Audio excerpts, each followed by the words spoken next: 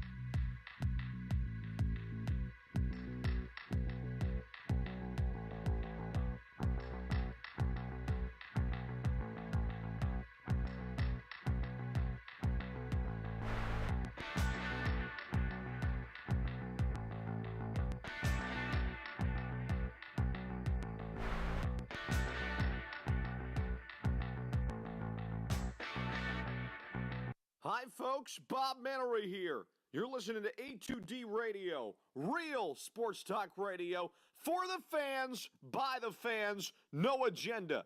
These guys are the best in the business. Hashtag it. No notes.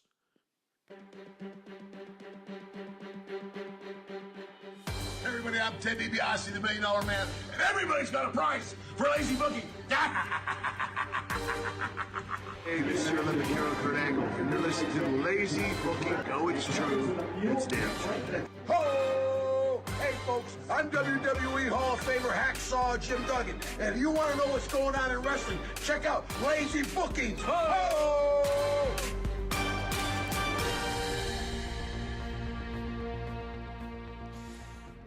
Welcome, one and all, to another edition of Lazy Booking here on A2DRadio.com. Brought to you by Gibson Mayer LLC, your certified public accountants. They are located through on Oxford Valley Road in Yardley, PA. And you can give them a call, 215-369-3300. Remember, tax season is here, so be ready, be prepared. Get Gibson Mayer. Well, welcome back, guys. We're here. We made it. Another edition of Lazy Booking here live on A2DRadio.com. Guys, we're going to hit that poll question. Poll question brought to you by Scanzano Sports. All right, then. Here's a little info on Scanzano Sports Center there, Mr. Chrome. All right, well, I'm not going to read that. So oh, you're not? Okay. That's why you're the reader, Matt. All right. I just mentioned the name for the poll. I was just trying to push you, drive you, make you a better... Massaging the situation. Yeah, make you the best host in the world. That's what we're trying to do. We're working on it. We're getting there.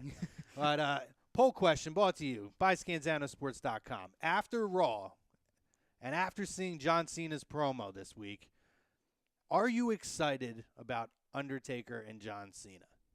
And we ask this question because no doubt we've had conversation about this over the last couple of weeks.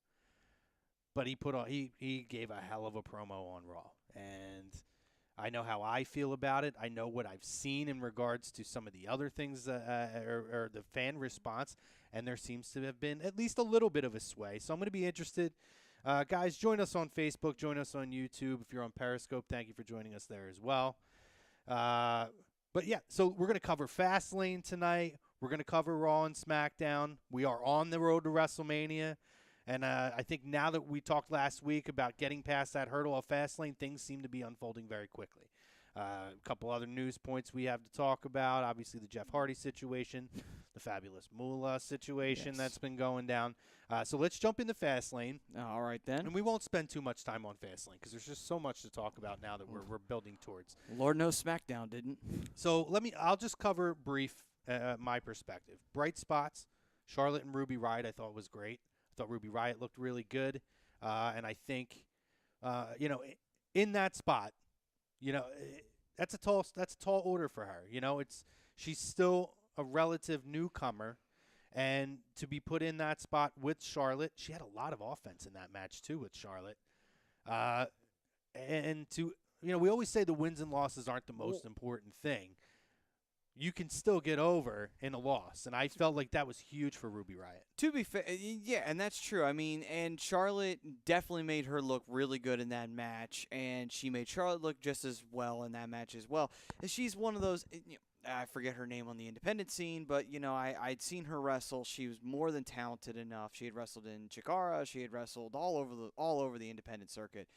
She was more than capable of going in there and really putting on a performance to say, yes, I can handle a big match situation. And she absolutely handled it perfectly. Couldn't have handled it any better. It was a really good story that they told where, she was trying to cheat and then it got blocked because out came Becky and Naomi, and then that got taken away. So it was just one-on-one. And then Charlotte, she does what she does and she finished off the match real strong. So it was definitely probably the highlight of the night because, the six-pack challenge, they did try to pull out a lot of fun, cool spots here or there, but we kind of already knew the results. So I think, to me, if I'm grading it on a scale, I take that one and put it below it just because, But did we know the result? Because Mike Mataraki said last week that Kevin Owens was going to win. He did.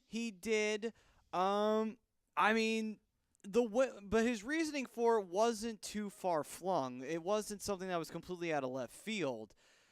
But I definitely think that, most consensus was saying it was going to be AJ Styles because you don't really want to tamper with the Shinsuke Nakamura versus AJ Dream match because WWE fans and wrestling fans, when you mix them both together, there's a lot of either fickleness or there's a lot of, immediate hatred of something new, and if you even try to tinker with anything that worked in Japan, you're immediately asking for problems with the wrestling fan. No, I agree.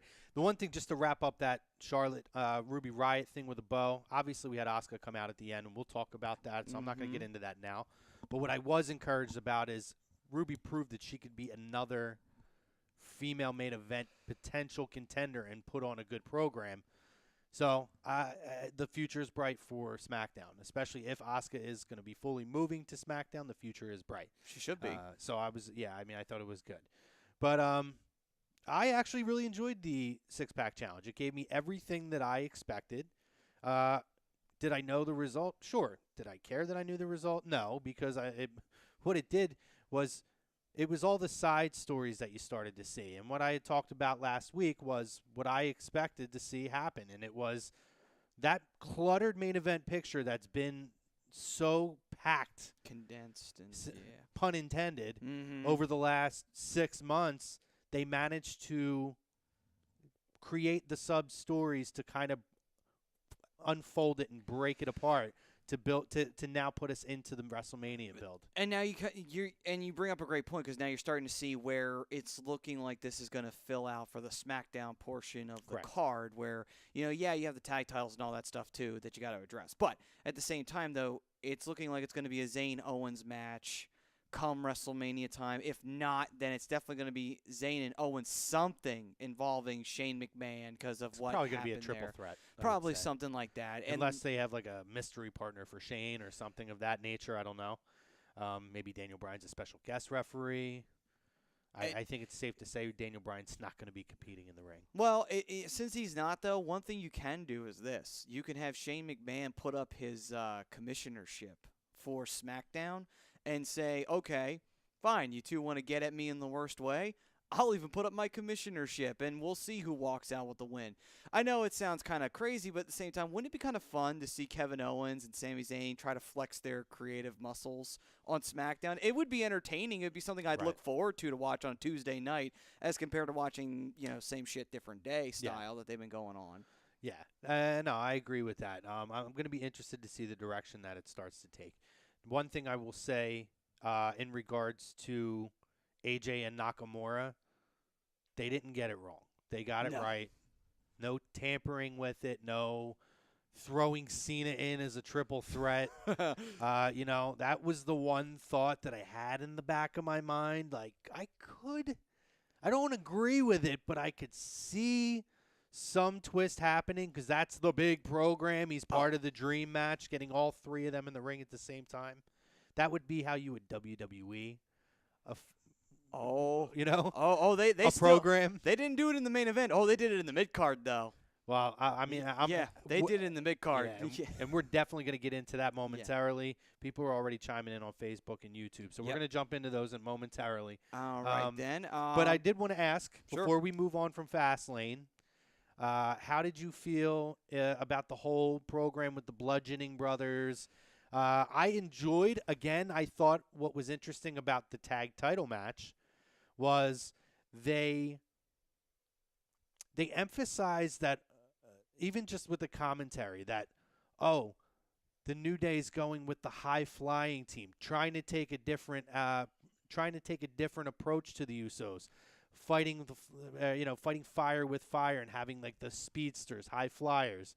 I liked that, and I also enjoyed how I liked that they hit each other's moves on each. And again, they told a different story that you haven't seen in their previous matches. They always seem to do it, even though we've seen them fight 100 times. Kind of exchanging one-upsmanship of near falls by using their own moves against each other. Hey, we've tried this a million times in all these other matches. Why not in this match try to beat them with their own moves? And again, the commentary I thought was very good with that, kind of emphasizing when they've seen everything you have, you try to hit them with the unexpected, and what don't they expect? You to hit them with their moves. I liked that kind of stuff. although the beatdown from the Bludgeoning Brothers was good, it was well executed. Just the purist in me, I didn't want to see the Usos in it, and you knew it was going to happen, but I didn't want to see the Usos in New Day I just love seeing them in the ring and seeing their finish. I didn't want that to get all, as I always say, mucky. But well, I mean that's what happens when WWE has to push a team. I am not a big fan. I like Harper and Rowan together. I just think the name and the gimmick is so fucking corny. Oh, it is. Like they clearly have these mallets that are not that real are like mallets. from the soon to be debunked Toys R Us. It's just it drives me nuts. Like, dude, if you hit a dude in the gut with a mallet like that, you're gonna crush everything inside this guy's fucking body. Let's be real. Their intestines would Real fly talk. out of their ass Yeah. if you did that. Yeah, like they are probably gonna shit everything inside of them out immediately. Like it's it was the same. You know, the funny part of it is with the Bludgeon Brothers, I feel like they stole something from TNA, because you ever notice when Abyss used to walk out with Somebody correct me. I keep saying Bludgeoning Brothers. Yes, Velasco, I know. Bludgeon Brothers. Whatever. Yeah, Fuck them. I swear to God they stole that from TNA, because it just reminds me of when Abyss took his girlfriend. Remember the 2x4 with the nails? Oh, God. Yeah. And Wait, he used to what walk did he her- call her? I forget what he called her. But it'll come to me. It'll come to me. But it was funny because the one episode I remember, he just destroyed this. He brought a bunch of meat and he threw it in the ring, and then he took the thing and he started hitting it, and then he started eating the meat, and it was raw. I was like, what the fuck is he doing? Like, seriously, doesn't he know he could die if he did shit like that? Oh, God. Yeah, it's I don't know. But, I mean, clearly, I don't know how they're going to execute it, but I'm sure they're going to have some form of a triple threat. Yeah. Unless they continue to play up the injury. I mean, I could see it definitely being Kofi and Big E, because it seems like they're going to play up the Xavier Woods injury angle for whatever reason, which is fine. I mean, you have to have the New Day on the card this year. You have to have them. They weren't on it. And I think with that build-up where you went so deep into, and truthfully, I didn't even realize that the Usos had never been on the main card before of WrestleMania. Always a pre-show or not on the card at all. Oh, wow. And they went through that with that promo a few weeks ago. Like, you have to make sure that these guys are all on the card. So I'm okay with it. It is what it is. And if you decide, you could say, oh, it's clear the Bludgeon Brothers are going to win the titles. But, by making a triple threat, there is an out there. You can create an out and have them not take a pin. That's true. I mean, I would say that should probably be the ladder match if you're going to go that route, because that way you can avoid anybody getting pinned by the Bludgeon Brothers. You can avoid the Bludgeon Brothers getting pinned. No one really gets beat. You just don't grab the belts in time. Yeah. So let's get to the comments. We have people chiming in. Sorry, Todd Womack chimes in. Janice. Janice. There we is go. the name There we go.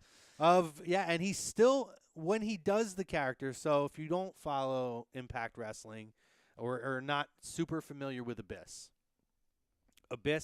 has this alter ego where he plays Joseph Park, who is supposed to be, I guess, him, but he has a split personality, but he talks like Abyss is like his brother. Yeah. But it's actually the same person, and I guess they don't realize it because of their split personalities. And he always carries it's a bat. I think it's a bat. I don't think it's a 2x4. I think it's a bat with nails. And 2x4. It is a 2x4. Okay. So it's a bat. I'm thinking Again, the bat from might have been Todd Mick Womack. Foley. Yeah. Yeah, Mick Foley had the barbed wire. Yeah. He had Barbie. I don't know. I That can't was keep his all thing. this. Barbie, that's right. But he still carries that around. He still uses that when he pulls out the Abyss character. Oh, okay. All right. So Janice, yes, you're correct. Janice. I'll read off the Facebook, then we'll jump on to YouTube. And before you get into that, those Facebook comments brought to you by the Sports Outlet for all your sporting needs. And you can give them a call at 856-939-2030. Boom. Yeah, there you go. And Stream Smart is bringing us our YouTube comments. You just said Facebook, right? You said YouTube, Facebook. I don't know. No, Facebook Sports Outlet. Yeah, there we go. that's right. There we go. So Jim Velasco says, interested in seeing Cena and Taker, but not excited. Cena will have to carry the whole match, and Taker will be the slowest he's ever been. Very possible. Mike Jenkinson's, he says, I was last year. Matches 1 year too late. Yeah, I'm assuming he said he was there last year. I was as well. It's probably more than 1 year too late, let's be honest. But doesn't mean I don't want to see it, and we'll talk about that. Ed Wynn says no. Of course, Ed. I knew you were going to say that. Greg Milakovic over here on the ones and twos. Greg says we finally get to see this match. Let's go. I'm with you, buddy. Velasco chimes back in. I have an issue with people calling Nakamura and Styles a dream match, even though it's never been seen on WWE TV. We all know what happened in NJPW. Of course, I agree with you in that sense, Jim, and I hope they probably won't. That's one of the things I'm concerned is that they're not going to play up the back history. Although they've mentioned that they've seen each other in New Japan. I don't think they've ever mentioned a match, and they had a fantastic match. But it is still a dream match in a sense of those two guys, two of the biggest, most popular stars in the world at WrestleMania. Guys who 2 years ago, you would have never, or maybe even 2.5 years ago, wouldn't have even been a thought to be on any WrestleMania card, let alone in a title match on a WWE WrestleMania card, being one of the headline title matches and possibly the most exciting title match that they've had in a couple of years. Well, I mean, that is the one reason I think they really hype it up to be a dream match is one of two reasons. First, because they're assuming that the audience that they're appealing to, the non-smarks and the non-wrestling fans out there, they would have never have seen this match. They don't even care that there's wrestling in Japan. They think they're probably wrestling Godzilla for all they know. Yeah. And as it pertains to WWE, it's business. They never hype up anything that they didn't do because just like, why would we hype up a match for NJPW? Who cares? We just steal their talent and we'll just use it here. Why not? Absolutely. Yeah, no, I totally agree. So Mike Mataraki, and I'm glad that he brought this point up because I think it's going to be a talking point as well. He says, if it's American Badass Undertaker, yes, yes, yes. If it's Dead Man, I'll pass. I think it's an interesting talking point. A lot's been made about Undertaker leaving the Dead Man in the ring essentially last year. And John Cena talks about, let's see if you're still alive.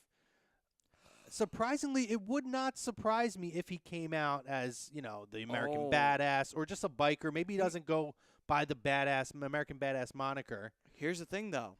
Todd Womack brings up a very great point here on YouTube. Mm-hmm. He says, Dead Man Inc., Undertaker with Kid Rock doing his entrance. Kid Rock's going into the Hall of Fame clearly this year. Logical. I think that's very possible. And what it does is it ties up that end of last year when Roman left, or when Roman defeated him and he left, the Undertaker hat and jacket and gloves. And again, everybody assumed last year that was his final match. And I was there. It was epic. But I also never truly said that was his final match. I've been saying all year. I don't know that it's done yet. I don't know that he was done yet. I believe that this will be his final match. 100%. And here's the thing. Last year, Undertaker, and it was reported, Undertaker, before Roman was picked as his opponent, wanted Cena. And the company wanted Roman. Undertaker has earned every right to go out on his terms. Yeah. If Undertaker's the company man last year and says, fine, I'll give you Roman, he goes out, he puts Roman over. If Undertaker decides, I want to come back for one more year and I want to face John Cena, who am I, or you, or Greg, or Tom, or anybody here in the fam, or anybody in the WWE universe or the wrestling world, who are we to tell him he doesn't earn that? Oh, I mean, obviously, who's going to tell him no? Like, anyone who would tell him no probably get their face flattened by his fist. And then to go along with it, too, probably would be the most arrogant thing you could possibly do for a man who has literally put everything he's ever had in the WWE for almost 20 years. And I truly believe that if you're going to get that last match out, you're going to squeeze that last bit of juice out of there, Cena's the guy to do it with. I can't really recall a bad John Cena match on a pay-per-view. People can say whatever they want about John Cena. We talked about it last week. John Cena does not have bad pay-per-view matches.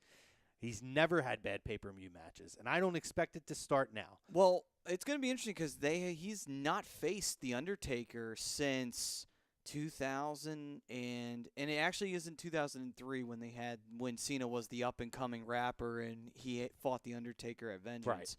Actually, I think it was on a Raw. It was in 2006, and the match got interrupted, and they never had a result. Right. But it was on Raw. That was the last time they ever faced each other in the ring. Right. Never happened again.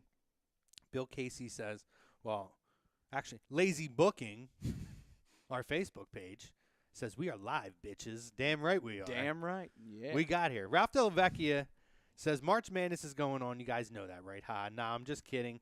Have a good show, boys. Ralph, we know it, and I want to say thank you to the fam out there who's taking time out of their day to watch us, whether it's on the phone while you're watching March Madness or maybe you're just not a March Madness fan. Regardless, we appreciate it. Thank you guys for joining us tonight. Bill Casey says, I hope Taker comes out Monday and says, I do not accept your challenge, John. I'm retired. Then he stays retired and Cena can host WrestleMania. First of all, John Cena's not going to host WrestleMania because he's going to sit with Sasquatch in the crowd. We've already established this. Oh, my God. He's going to be drinking beers with Sasquatch. What if like that's his special guest? He just has his own entrance and everything. Yeah. I brought my special guest, and it's Sasquatch. What would be interesting is if he doesn't accept building up, but Cena continues to come out, and then Cena thinks he's going to have to just go as a fan, and they won't do this because you want to build this as a seller for the. But Undertaker just shows up at Mania and is like, "Let's do this shit right now." How fucking great would that be? If Cena came out and he just said, "Well, I guess I'm just gonna sit like all y'all and watch WrestleMania. I'm just gonna relax and enjoy the ride with my best buddy Sasquatch over there," and then all of a sudden you hear Kid Rock start playing, Yeah. and then out comes The Undertaker. No announcement, no nothing. Or fuck that. You do musical performances. Have Kid Rock be your musical performance, and then as his performance ends, he goes into the American Badass song and Undertaker just appears. Like, how fucking good would that be? That would be awesome. Like, I don't care who you are and you don't want to see that match. You'd mark out like crazy if you saw that shit. Oh, my God. Absolutely. See Taker come out on the bike again? Oh, man, that'd be freaking awesome. I think, I feel like that's probably the direction they're going. And again, it ties up everything that happened last year, and gives them an out as far as all that goes. John Burke says, "Who's the chicks on the table?" Brother. It's Asuka and Alexa Bliss. Asuka is going to be going against Charlotte for the title, for the SmackDown Women's title. Alexa Bliss is the Raw Women's Champion / A2D Bombshell alumni. Mm-hmm. Yeah, she's the shit. And also soon to be next victim of Nia Jax. I think we can officially say that match is going to happen now. Absolutely. Yes, definitely. Mike Colon says, what do you guys feel about if Taker retired the dead man but comes out as the American Badass? Cena did humanize Taker Monday by calling out his wife's Instagram posts. Fantastic. Fantastic. So, yeah. So, obviously, we're talking about the first part that Mike's talking about there. And he says, which match do you guys think will close out Mania this year? Great question. Well, I'll address the first one first. I loved Cena's promo this week. Again, if you weren't into it, I just thought it was so well done. Now, was there a little bit of pandering and all that? Of course there was in the beginning. There always is. And I didn't mind it, especially when you saw the transition that it took. Like, me and Greg were talking before we went on the air. The whole thing with calling the guy Sasquatch. And then even when he's in the serious part, to say, you know, if I go, either you're going to be my opponent or I'm going as a fan. And if I go, you better be there because we're going to you're going to bring the party or something like that. Like that, I love that. I thought it was great. And it was funny when he tried to get the Let's Go Roman stuff in the middle of it too. But but no, I mean, I thought it was great. The Instagram post comment was fantastic as well. I think that the dead man is officially done. I believe that gimmick is done. I do believe you're going to get Biker Undertaker. What do we think is going to close out the show? I think it's going to be Cena and Undertaker. It should be Cena and Undertaker. The only other matches that really honestly could close out the night, I could see them going and doing AJ versus Nakamura to end the night. They won't do it, but I could see them possibly trying that and say, yeah, you know what, why not? Because it is that big of a match. But then to add on to it, you could also do, to a nullified extent, you could try the tag match between Ronda, Kurt, Triple H, and Steph. See, I definitely don't see that closing it out. I don't. There's too much of an unknown of how the reaction's going to be to that. Correction. I will take that one. I will retract that. I will put in Asuka and Charlotte, and we'll go from there. Yeah, I don't think that they'll close out with a women's match, and I don't mean that to be not chauvinistic. Yeah, chauvinistic or not progressive. When you talk about you're building something as a dream match, say. So let's just say if it's not Taker and Cena, then Taker's not done. I can't see them having Undertaker's final match and him not closing the card. No, that would be stupid. If it's closing the card, for sure, this year I do finally believe that he is done. If it's not that, it should be AJ and Nakamura. You're building this thing as this dream match. You have these guys on such a high pedestal at this point, but we know it's going to be Roman and Brock. There's no doubt in my mind it's going to be Roman and Brock. If it's not Cena and Undertaker. I don't want to see Roman and Brock in the night. That's maybe it'll be the fabulous Moolah Battle Royal. Oh wow, yeah, yeah. We're gonna after finding out a few things. Yeah. Wow, yeah, we're definitely gonna talk about that. Changes everything from what you thought of Moolah, but yeah, I would hate to see Taker and I would hate to see Roman and Brock in the night because just what's the point? Yeah. It's Brock and it's Roman. Like, we already know Roman's the next big thing. We got it, okay? You had him beat Undertaker last year. It's safe to say he is. Lesnar, and actually no pun intended there, next big thing. Yeah. But anyway, and Lesnar, he's probably planning on leaving and going to the UFC. It's really become more apparent that that's pretty much what he's looking at doing. I don't buy that. I don't know that I necessarily buy that because it's very clear from the way that they're now as the weeks are going by, it's very clear that Brock's not actually just not showing up for dates. He's still working house shows. Those count towards dates for things that he does. It's very clear that they're using that to get nuclear heat on Brock in order to get Roman over. And I'm not opposed to how they're getting Roman over at this point. No. And I think to an extent it's working. I think that it is swaying people by having him he's the company guy, but he's speaking very straight and he's talking to, the beast incarnate. And he's showing no fear and now he's going back at Vince and all that. I think that what we're getting now is it's storyline. Now, again, Brock still has to serve a 6-month suspension once he leaves. That is true, he does. But again, and maybe he'll do that. But again, if he does do that, I wouldn't surprise me though that he would just say, you know what, I'm done with wrestling. I want to go back to the UFC, and he does serve his 6 months. It gives him 6 months to train. So I would feel sorry for the guy. It's 6 months of Brock just training and getting ready for whomever sorry sap has to get into the octagon with him. I wouldn't want to be that guy. I don't care if I'm a trained fighter. I don't want to get into the octagon with Brock Lesnar. Never. Yeah. Frank Ehrenreich. Sorry, Frank, if I got your name right. He says, hi, guys. What's up, Frank? James Wilder says Nakamura and AJ will headline, but I'm most excited for Strowman becoming tag team champion. Interesting. We're going to talk about that battle royal. Velasco says Strowman could actually start saying, I am the tag team champions, and it would actually be right. I'm not convinced it's just him. I still believe that Elias ends up being his tag team partner. Oh, God. It's not out of the realm. And so I had this conversation, Okay. and give me your feedback on this. I've had this conversation, and the debate back I got was these guys just had this program beating the hell out of each other, and now they're going to be buddies. Or not even buddies, but they're going to – listen, the team they would be going against were two guys that had a fucking best-of-7 knockdown drag-out series, and immediately after were put together as a tag team. That is true, and – boy, you talk about something that was so forced when it first began, and then it got better as it went along. But, no, you know what? It would be funny because it would just come full circle. You go from one bickering team to another bickering team. And here's the thing. If you put Elias in as his tag team partner.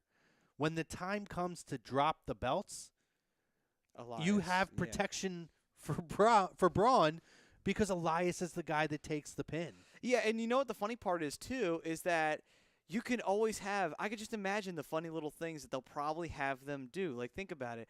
They could have Braun just go out there and be like, I'm just going to go win this match. Screw you. And just, like, literally just throw Elias into a locker and lock him in it. And he just goes out to the ring and just trashes everybody in the ring. Yeah, and, like, my thing is then I've heard that, man, Braun as this monster, that would just get him over. He's already a monster. The guy fucking lifts trucks like fucking tractor trailers. Yeah. He's over as a monster at this point. It's the funny thing of it is, too, is that you can actually do that. It would be basically it would be funny if Elias could, and Elias can play that off easily. He could do comedy so easily. Oh, you know? absolutely. And just to add on to that, you know, like you could have the whole play on just like, yes, we are the real life incarnation of Beauty and the Beast. No, not you and Alexa Bliss. I'm the Beauty. You're the Beast. Right. Simple as that. Absolutely. And, like, I mean, you're talking about they position this that no tag teams are able to be worthy enough at this point to go against the bar. By having a single man destroy them and win the title himself completely devalues that title and anybody in your tag division by having a single man.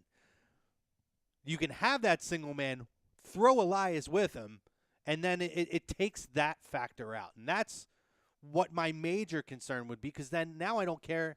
I care that he has the belts, but however they take the belts off of him, I don't care about the tag titles now anymore, because Braun Strowman's better than anybody in that tag division. That's true. To me, it just sounds ridiculous. And regardless of what people want to say, WWE cares about the tag division. I mean, it would have been gone a long time ago if they didn't. Well, believe me, with how bad it was for so long. It was pretty bad. It's just that the evidence is just so bad because of the fact that they break up teams that they have no business breaking up, doing it too early or doing it too soon or doing it too late. You know, it's just like, okay, what are you doing with your tags? Are you breaking these guys up? Are you keeping them together? What the fuck are you doing? Could you please shit or get off the goddamn pot, will you? Yeah, absolutely. I agree. Totally. Bill Casey says, I'm down for Strowman winning the tag team belts. Frank jumps back and he says, AJ Styles and Nakamura will close the night. Kristen Gideon says, yes, I'm excited for John Cena and Undertaker. Do you think it will be a retirement match like Undertaker did to Shawn Michaels? I don't know that they'll add the stipulation in, but I do think that this will be his last match. I think we touched on that earlier. Would you agree with that? Yeah. I think that's safe to say. Yeah. Frank also says you got it right, as in I pronounced his last name right. Thank you, Frank. David Cottle says no because he waited till Taker is old. Before I read the last comment here, and then we're gonna get. I know YouTube's on there. Sure. Here's my thing with Undertaker being old, and I talked about this. When there's a difference when you can see something and it doesn't happen, because then you look back and you say, man, I wish I could have seen it. Like when it gets to the point where you can't see it, you're like, I wish I could have seen it. Whether it's great, whether it's not, I still want to see it. It may not be as good as it was going to be 4 years ago, but I still want to see it. And we talked about Sting as the perfect example. Everybody said, oh, Sting came late and this and that. Everybody said, oh, man, it's too late for Sting and Undertaker. It's 5 years past when it should have happened. But when Sting got hurt with Seth Rollins, the first thing you heard was, we're never going to get to see Sting and Undertaker at WrestleMania now. That's the first thing that people started talking about. So you have a chance to see this match. I want to see this match. And I've always wanted his last match at WrestleMania to be against John Cena. And I'm going to say it, John Cena should go over in this match. Because when you retire, you go out on your back. Oh, well, and it's old school tradition, and Undertaker is old school to the bone. So I think that's safe to say Cena would go over. Yeah. The only thing that the whole about the Sting comment too and everything is just like I love it when people they wanted this match so bad they turn their backs on it, then they complain about it, and now they get angry at Seth Rollins for injuring him. I'm like, listen, the man is how many years old, and he's in the ring with a guy who's like half his age, maybe even a quarter of his age. What do you think was going to happen? Did you really think something wrong wasn't going to happen? Well, listen, when you're taking buckle bombs, I mean, and I'll say this. I think we mentioned this a few weeks ago when Mike was here. Finn, maybe he could have done something a little more. Not Finn. I'm saying Seth to protect Finn a little more. I don't know. But Sting himself said that the move was executed properly. Unfortunately, he didn't brace himself the right way, and that's what happens. And when you're that old, your body's already beat up. Things tend to get hurt a little bit easier. And every time you have an injury, the older you get, the more it gets injured and heals. It's a little less healed than it ever was before. It never gets back to that perfect condition that it was. You're more susceptible going forward. What the lesson is ultimately for WWE is when you have a chance to pull the trigger on a match, pull the fucking trigger. Don't reinvent the fucking wheel like you think you have to because you got story writers instead of bookers in your freaking company. God, their philosophy is so backwards it is not funny when it comes to their company. Oh, yeah. I'm going to read this last comment, and then we're going to hit YouTube. All right. Well, 2 comments just because the one's short. John Malmus says, #Cena. Mike Colon jumped back in, and he says, if you want my honest opinion, Lesnar going to UFC is the wrong move for Lesnar. When Lesnar was the UFC champ, he was a big fish in a small pond, heavyweight division. And Mike, I will say this because I know Mike from our chats. Mike knows MMA very well. I actually think Mike used to fight in MMA.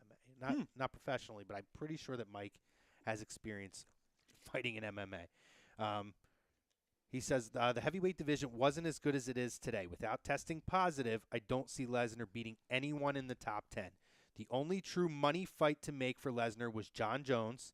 I totally agree with that, by the way. And he's had his license revoked and will possibly be banned or severing a 4-year or serving. He meant to say serving. Or serving a 4-year suspension from the USADA. I agree with everything he just said right there. There's nothing I can even contribute to that more. Everything he said would be my points and more. And when Mike says that kind of stuff, I value what he says because I know his intelligence with the MMA community.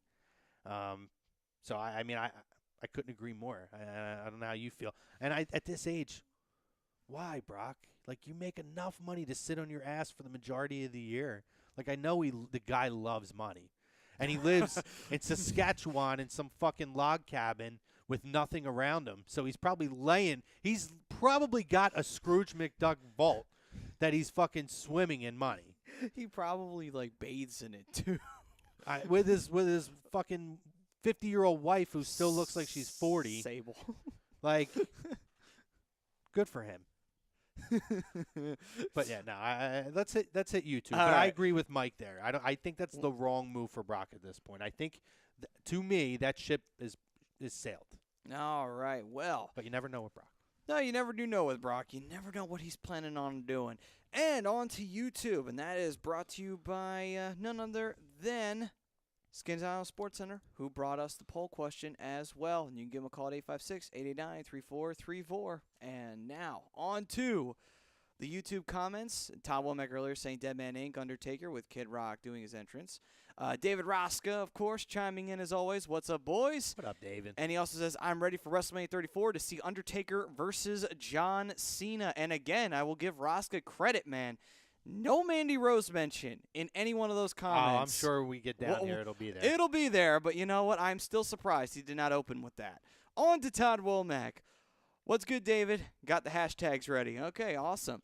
And on to A2D Radio, responding to Dave. What's up, Dave? Because we are interactive here. Todd now goes into match of the night will be between AJ versus Nakamura and Asuka versus Charlotte. I agree. I could definitely agree with that. Todd Womack says Baron looked really good in the six-pack challenge at Fastlane. He I agree with that. He did. He absolutely did. Do you think that there will be him and Ziggler added to the U.S. title match, whatever the hell they're going to do, or do you think they'll have a separate match for pre-show? What are we looking at here? Are they just skipping Mania altogether? I don't care. Don't care? All right. No, I think that they'll probably be in the Andre the Giant Battle Royal. All right, then. Cool. So we'll move on from that. Constellation Prize. All right. Back to Todd again. He says, And can we have an official Rusev Day at WrestleMania and put the U.S. belt on him? Yes, we should. And by the way, Randy Orton winning the U.S. title was kind of dumb, by the way. You could have waited to give him that belt. There's no reason to have him beat Bobby Roode. Really no reason at all. I mean, you could have did it at Mania, but it is what it is. That's one of those, I don't usually think these things, but it kind of makes me feel like it's one of those, like, Vince sticking it in and, like, a TNA guy, we're not having him walk in as the champion of WrestleMania. It's just one of those. And I defend Vince to say that he's not that guy anymore, clearly with guys like AJ and all. But I do think there's still a little petty in him. And it makes me wonder if that was that. Because it doesn't make sense to me at this point. I feel like you could have made that change at WrestleMania. But it's also a way that you can, by turning it into a triple threat match, you knew they wanted the triple threat match, right? So by having Orton win and getting Jinder in there because of that feud that was stemming prior to that match, and then Bobby Roode is kind of automatically thrown in because he gets his rematch clause, it's just a way to tie up why it's a triple threat match. Makes sense, but I would have had Bobby Roode go in as champion and then drop the title. I would have actually probably waited till past Mania, then give it to Orton. That's just me, though, personally. Well, I mean, it is the one title he didn't have. Yeah, it is. So but by having him win there, I think it made sense. I guess. All right, moving on. To Todd once again, he says, I don't think Jeff will be punished because, remember, Jimmy had DWI and nothing happened. Obviously referencing to Jeff Hardy on his driving while intoxicated Is he talking about charge. Jimmy Uso? I believe so. Jimmy Uso had a DUI, which is a huge difference from a DWI. Yeah.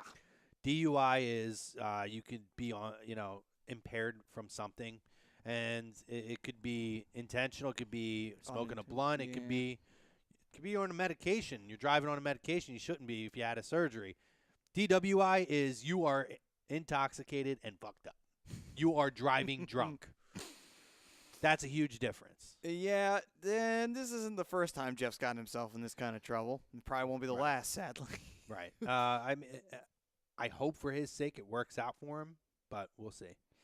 It sucks because now it's looking like that might affect the Ultimate Deletion, which really hurts. We'll see. I mean, I know that they well, I don't want to spoil anything, so we'll continue to go ahead with that. All right, moving on to Todd Womack staying Janice, and then after that 2x4, and then saying, fun fact, RVD was the first victim of Janice. And yes, he was. Ooh. He absolutely was. Very odd period when RVD was champion. Anyway, moving on. David Rosca chiming in, Cena should have walked out as a new 17th time WWE champion. Oh, no. No. Time's not ready for that. What I'll say, David, is the time should come, but the time is not here yet. No, not yet. This is the time to do John Cena and Undertaker and call it a day for Taker. To add on to that, Todd Womack said hell no as a response to that. And then he goes on to say, I say the Undertaker wins, sends Cena away until the Royal Rumble, then wins it at next year's WrestleMania. Say that again? He says, I say the Undertaker wins, sends Cena away until the Royal Rumble, then wins it at next year's WrestleMania. So Cena loses at Mania to the Undertaker, leaves the company for the rest of the year, comes back next January at the Royal Rumble, wins it, at I guess entering at number 30, and then goes on to win. As Greg's boy Johnny Manziel would say, or not even need to say, just there's way too much money. Way too much money with John Cena. John Cena's not going anywhere, guys. And then on to the next comment. He says, that's what I want to cause. I know it will be a kick-ass bike. I vote for the Ghost Rider bike. Lol. Although WWE probably could actually get the actual replica bike that they had for that movie because that movie did absolutely nothing at the box office. But anyway, on to the next one. Just had a vision. Undertaker hits Cena with the last ride, wins, and fireworks go off. I'm sensing a little bit of Cena hate in these comments here. Just a little bit. I want to know from people. I could sort of understand it a few years ago. But again, when you talk to people, and we had this conversation last week about the 5 moves of doom. I don't want to hear it because everybody has 5 moves. Signature Everyone. You love John Cena? He had 5 fucking moves. Or Steve Austin? He had 5 fucking moves. You had The Rock. He had 5 moves. Do they have other little moves that they throw in? Of course they did. But every big superstar in any capacity in WWE specifically, they have signature moves. They do. John Cena has but it's because it's John Cena, everyone says the 5 moves of doom. Everyone's had 5 moves. But also, people have won world titles on 5 moves. I mean, listen, if I'm winning shit, let's talk real fight status here, right? If I do the same thing and I win 900 times with it, I'm doing the same thing the next match too, or the next fight too. If in real life, if you've won every single fight you ever won in your life by doing a Mortal Kombat uppercut to somebody's jaw, you're going to do the Mortal Kombat uppercut to someone's jaw every single time. If I'm pulling off that fatality hit every fucking time, I'm doing it. Absolutely. If I'm ripping somebody's spine out, I'm going to jail. But anyway, so to add on to that, the whole 5 moves of doom and everything like that, it's like, I find that to be a silly argument against Cena because here's the thing. What the hell do you call Goldberg? Goldberg did not do anything besides a military press. But people will tell you now. Here's your point with Goldberg, though. People will tell you now they hate Goldberg, and I guarantee those same people loved Goldberg when WCW was around. Good point. Yeah, very good point. Very good point. I know a lot of people who are those people who loved Goldberg back then, but now they'll tell you, oh, I never really liked him, and he can't wrestle. You didn't like him. You didn't like them back then. Oh, that's so dumb. That is so dumb. I had that argument for a while, and I'm like, "Fuck, are they bringing Goldberg back for? The guy is not even a good wrestler." And I'm like, all these years I watch now, and I'm like, he really wasn't a good wrestler. But then I look back, and I'm like, how ridiculous do I sound? I liked the guy back then, and he entertained me. Like, give the guy a chance. I know. Like, my point is, though, guys have done almost no wrestling and still made a fortune and still won world titles. So the whole idea of Cena only having 5 moves is still a ridiculous argument. Yeah, I mean, but with the Cena, I want to know how many people actually hate Cena, and I want to know why they hate Cena. And I don't want to hear because he's put over and this and that, because I 1,000% agree with the promo that Cena did against Roman. If these guys want to take that spot, step up and take it. Now, Cena did it. Hogan did it. Shawn Michaels did it. Bret Hart did it. Bret Hart, who's his own biggest fucking mark. Tito Santana got an Intercontinental title, okay? And 2 if that can happen, anybody can dethrone fucking John Cena. And Tito Santana is the biggest jobber in the history, which is why he's on the GOAT walk. He's a GOAT of jobbers. But to add on to it, here's my reasoning for why I was not a Cena fan. And I kind of slowly started to not like Cena as he continued to keep the championship because I always saw that there were guys that deserved it but never got it. And it just seemed like they were pushing Cena all the time. And I get it. It was business decisions. But you still were going to make money with Cena no matter what you did with him. So right. I just felt like they were choosing him over guys that, yeah, they deserve the title too. So why not let them have a go with it? You can always give it back to Cena if it doesn't work out. What's the worst? Like, oh, well, we got to give the belt back to Cena. This guy ain't shit. I'm like, all right, fine. I was wrong. Cena was right. All right, no big deal. I just felt like they never took chances on guys, and they always went to Cena like a safety blanket when you don't have to worry about it. He doesn't have to have the title to make money. He can make money just being in the mid card. He did it as the U.S. champion for like 3 years back when Rollins was U.S. champ. He beat him for the belt at Night of Champions. No one cared. He was still selling T-shirts. He sold T-shirts. He sold a pay-per-view on a flag match with Rusev, and everybody knew he was going to freaking win. Yep. So what's the point? You know, like you don't need him to carry the belt for him to draw. That was my reason why I wasn't a big fan of Cena for a while, because like, why do they have to do it? Why do they have to do it? Because every era has a figure. They do, and I'm not saying that I'm not taking that away from him. Are we going to go back and say, why did Bruno have to be the guy?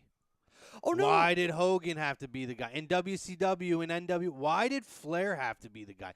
Every era has it. And they're, because we're a different culture now and we want to see something different, doesn't mean that that formula doesn't work in professional wrestling. Guess what? Guy still sells. No, that guy has made billions of dollars for WWE alone.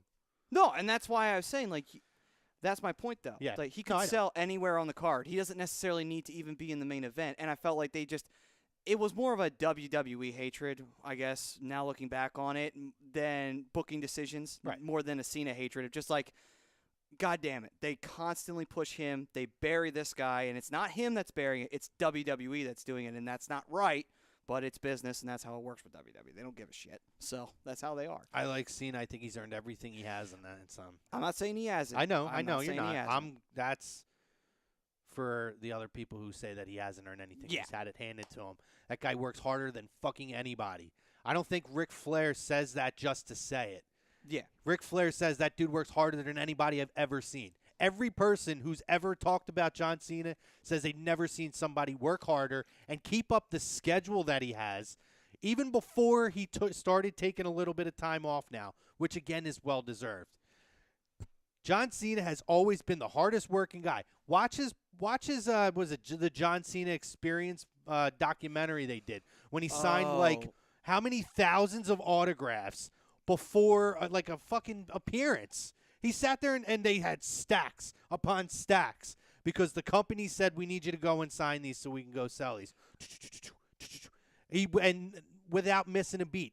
He does everything that he's ever asked to do. Yeah, and to add on to it, there was an interview they did with Jim Cornette years ago, and they said, like, when they asked him about John Cena OVW, they approached him and said, like, okay, well, we want to talk to you about, finding a place down there in Kentucky where they were. And he said, oh, no, that's all right, sir. I already found a place. He had already found a place. He was already working. He already was driving the ring truck. He automatically volunteered to do this stuff. So it's just like, you know what? That was in the prototype days. But still, though, it shows the foundation I'm of saying, what. Yeah. The he's prototype. always been that guy. Yeah. Like that, and I want to know the real hatred because I hear the same stuff over and over. I know. Go ahead. CM Punk. No, it's the honest to God root of all that hatred. And you're right. And here's the thing with CM Punk. Where's he at? When he didn't get his way, what did he do? He quit. He quit. He's a quitter. Bottom line. And you know what? He's his own biggest mark, just like Bret Hart. He's a guy who has his tunnel vision on how things go. And I was the biggest CM Punk fan there is. But nothing drives me more crazy than to hear CM Punk chants. Because it does nothing. It means nothing. You dressed up as CM Punk for Halloween. I loved CM Punk. I still have the Halloween costume. True story. Jim Velasco, who was commenting in here. He's my buddy. Lives in California. He lives in L.A. Well, he lives in Santa Monica. And I went and visited him. And he does a kickball league out there. And they do themes every week. And that week that I happened to be there was when WrestleMania was in Santa Clara that year, was everyone dressed up as wrestlers. So they're like literally running the bases as like Hacksaw Jim Duggan's running the bases. The one guy dressed as the $1 Million Man. Jim dressed as AJ Styles. Or no, he dressed as the Macho Man that time. But another time he dressed as AJ Styles. And I didn't play, but I was there. And he said, bring a costume. I legit walked around in a bodysuit. A fucking skin-tight bodysuit, junk and everything.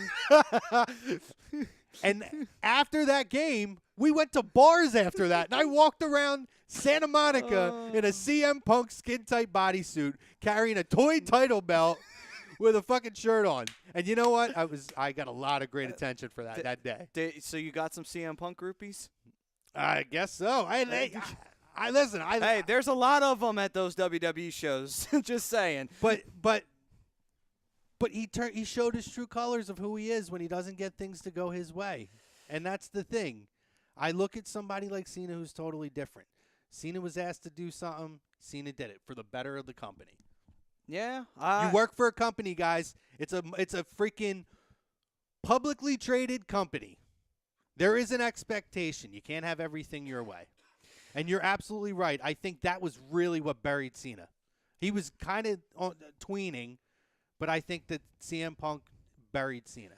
Yeah, I mean, and this coming in from 1 year Ben to piggyback on that, I said, I used to hate Cena so much, nothing to do with Punk. It was because of those matches with guys like JBL and Miz where he got beat up for 20 minutes, then did the FU and won. Now he's booking it. Now his booking is okay.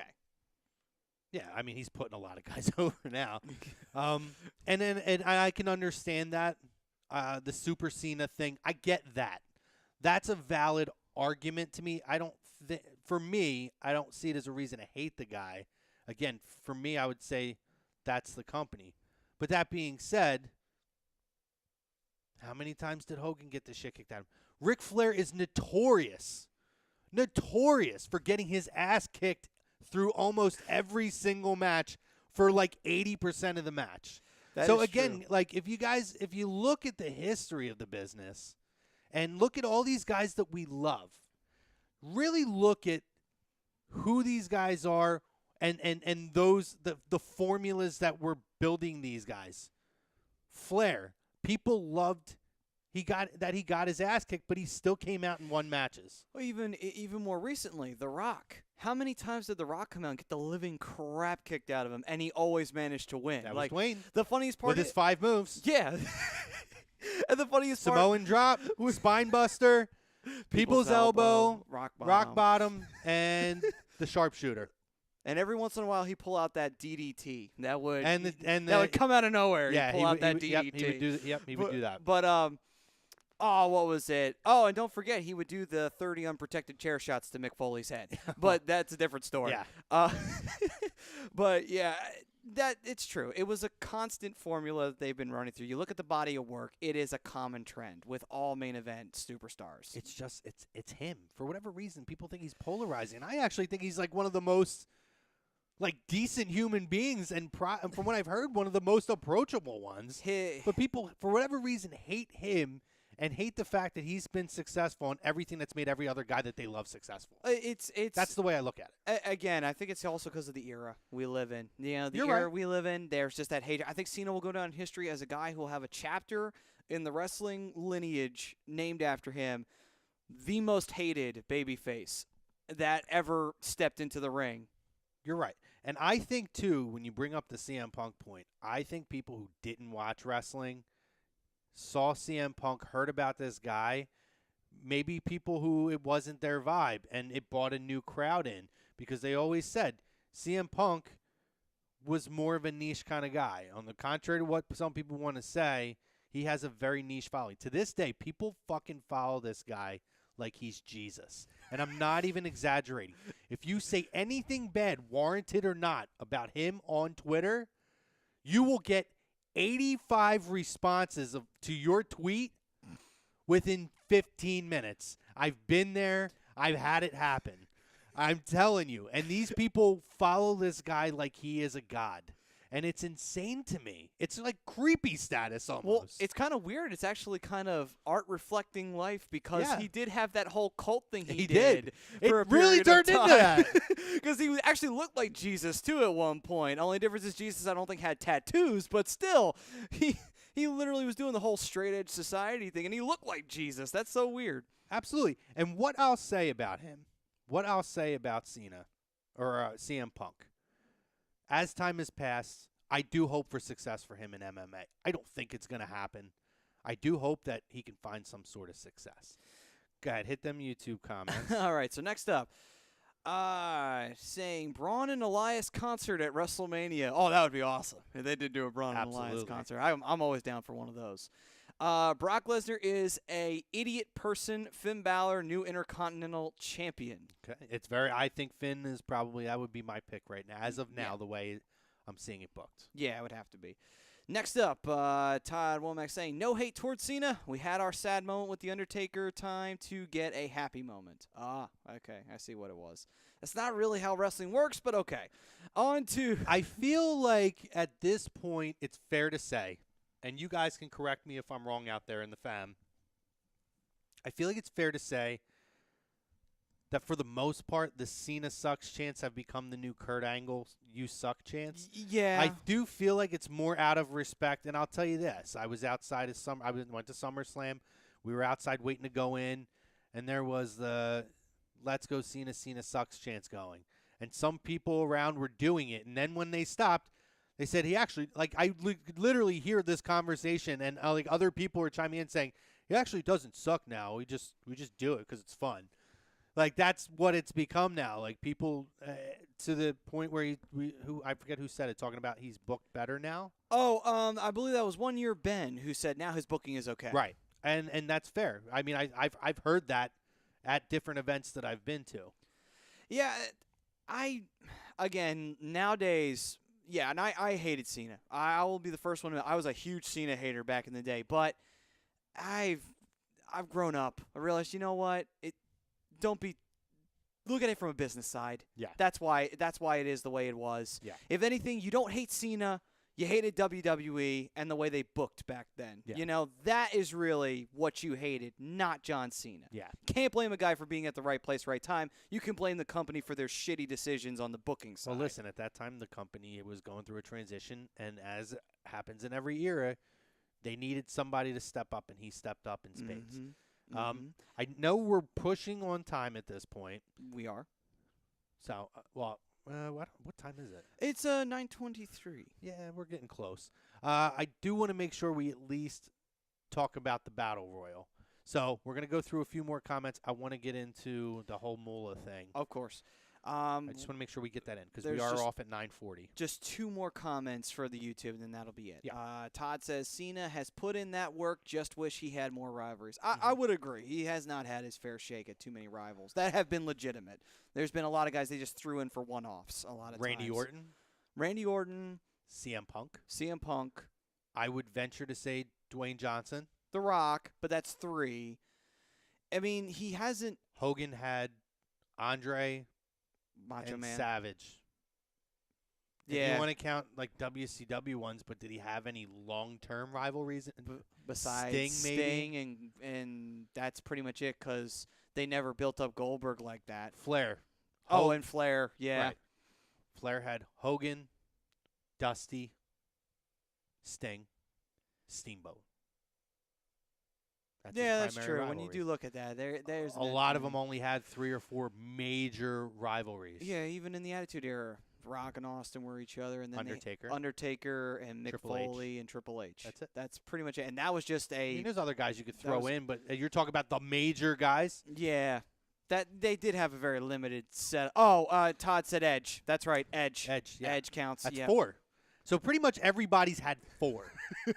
So again, thank you, Todd, for that. Yet another thing that Cena's done that everyone else has done. This is true. We are proving it one point at a I would love time. to have a show where we talk about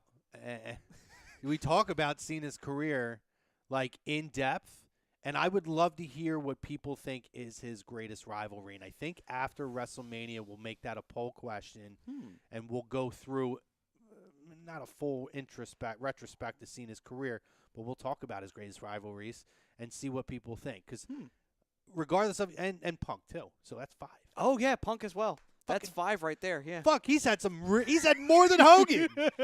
He had 5 rivals. Good Lord. He had 5 major rivals. Oh wow, that's crazy when you think about it.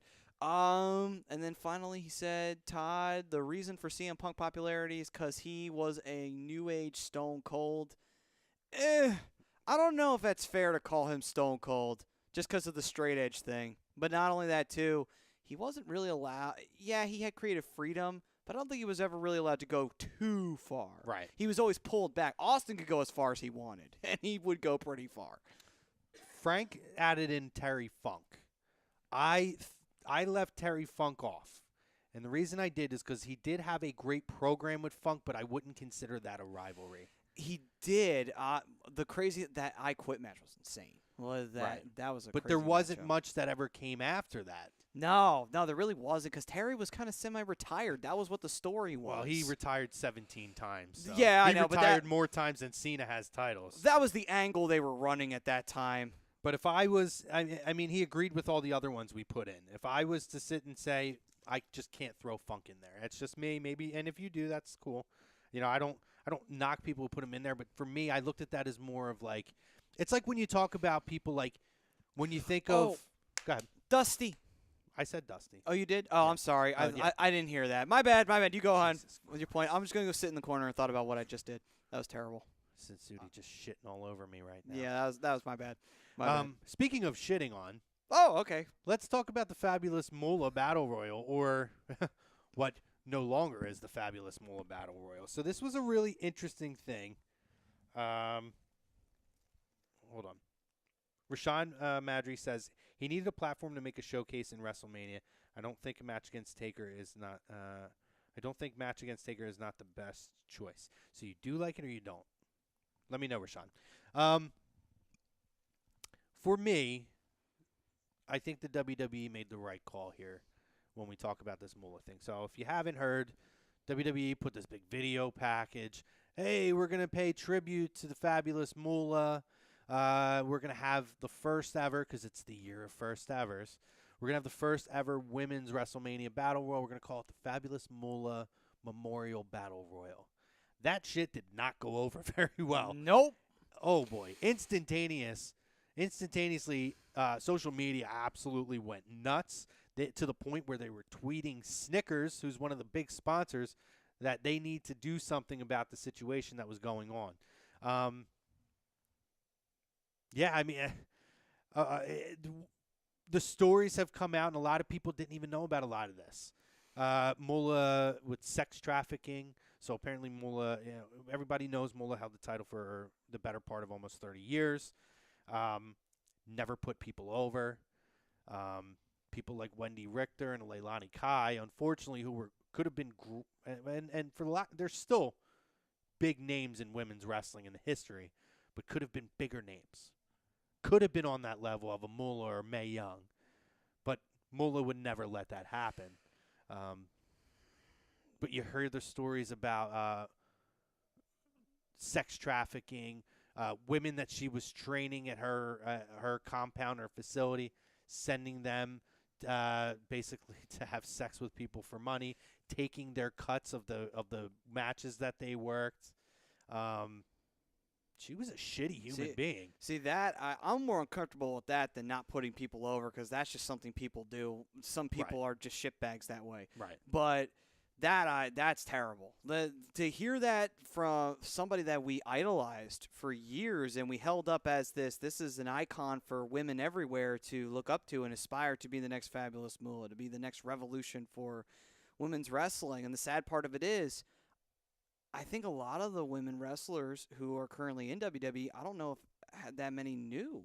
If they didn't know, then it's just like, oh, wow. So a person that we all, a part of what we inspired to be, we found all this out about them now. It's just, it's got to suck, because it makes you realize, God, like this person we held up on a pedestal for so long. It's like finding out that girl that you have a crush on has really bad breath.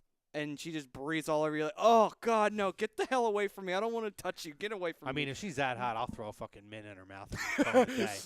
But, no, I hear what you're saying. I absolutely agree. I mean, we have to recognize the era in our society that we're in. The Me Too thing that's going on right now. A lot of things are coming to the forefront. And the argument, one of the points I heard earlier was, well, people didn't care when she went into the Hall of Fame. Here's my counter to that. She went in the Hall of Fame, I want to say 95, 96, something along those lines, 97. Before the social media era, when dial-up still took 25 minutes to get online. Oh, God. Like, that was the era you had, to where if you wanted to load an article online about Moolah, it took you 35 minutes, and you just fucking X'd it out by the time you got sick of waiting. These are stories that have been documented in people's memoirs and biographies. This is stuff that Leilani Kai and Wendy Richter and there's two other women off the top of my head. I can't remember the name. Was it Sweet Georgia Brown or something like that? Was it? And somebody else. Regardless of the names, and I'll try to get those. But when you talk about, like, obviously we're in a society too. Our generation doesn't read that much. Let's be real. So maybe those things pass through. But she had what people like Bill Cosby do not have, which is the luxury of being able to, the way I put it, she was able to die a nasty old hag and slip under the radar all those years. Now, in the age of social media, it only takes 1 second. You fuck one thing up, everyone will find out about it in 30 seconds, in 3 minutes on social media. It's the episode of Family Guy that was on last year. Brian goes to see a movie, sends out a tasteless tweet, makes like what was supposed to be a quote-unquote racial joke, but only joking, and by the time he got out of the movie, they were chasing him with fucking torches. Like, it's symbolic to where we're at now. It doesn't take much. It's true. I mean, we found out a lot of things. We found out about Pete Rose. Mad Maxine, I do believe that was one of the names, Bill Casey. Okay.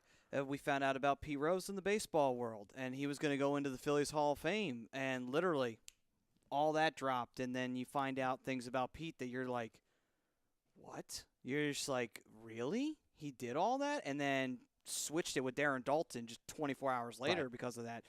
And, you know, you find these things out. It's like, and then you also with what happened with Hogan too, you know, I mean, okay, maybe not as extensively bad as it could have been, but still, it still was damaging. And it's still just like, really?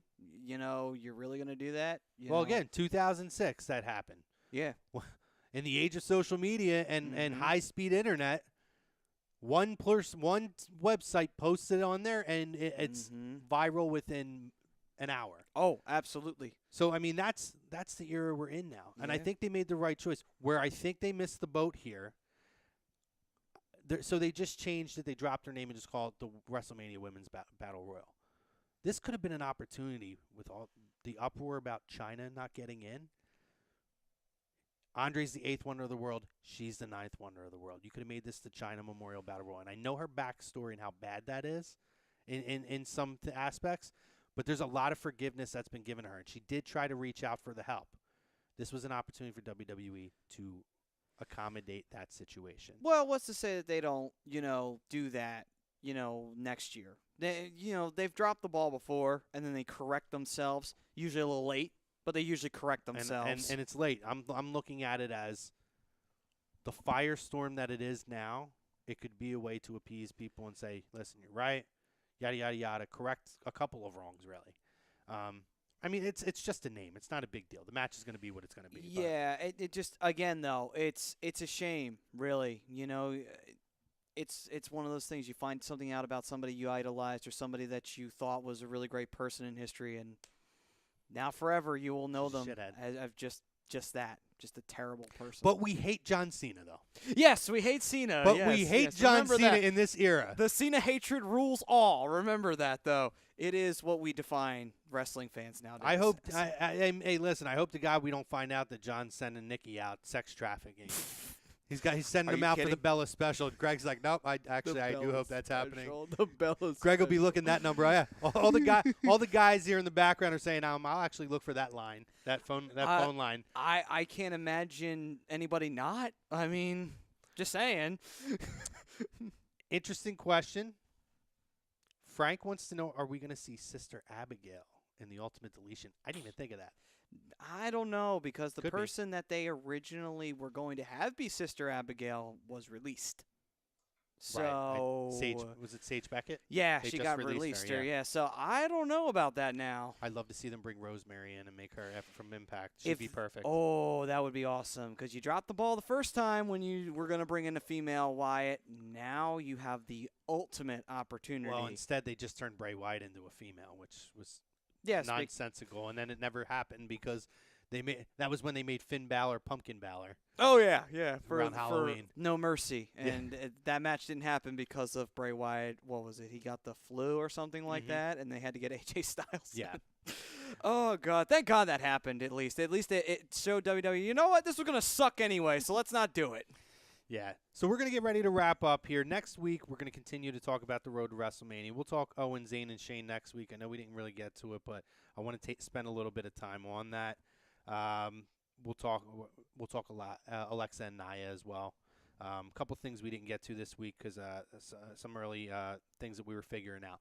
But we'll continue to monitor the road to WrestleMania, brother. We're on that road. Yes, we are. I feel like NXT is probably going to be something to talk about next week, too. Oh. I believe that might be with when what we talked about last week is aired. So we'll follow. We'll see how that is. Mr. Velveteen Dream. Oh, the Velveteen Dream. But, yeah, so I want to thank the fam out there for joining us again on Facebook, on YouTube, Periscope, if you were over on there. I appreciate that. And I appreciate you guys sticking with us with the late start.